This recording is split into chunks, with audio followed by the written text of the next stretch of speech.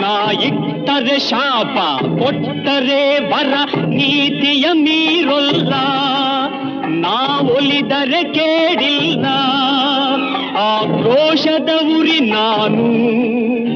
ಆವೇಗದ ವಶ ನಾನು ಆ ಪ್ರೇಮಕ್ಕೆ ಒಲಿದೇನು ಹಾವಿನ ದ್ವೇಷ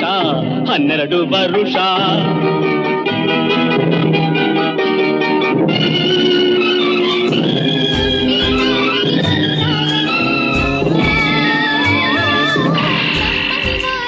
ರಾಮನು ಇಟ್ಟ ಬಾಣದ ಗುರಿಯು ಎಂದೂ ತಪ್ಪಿಲ್ಲ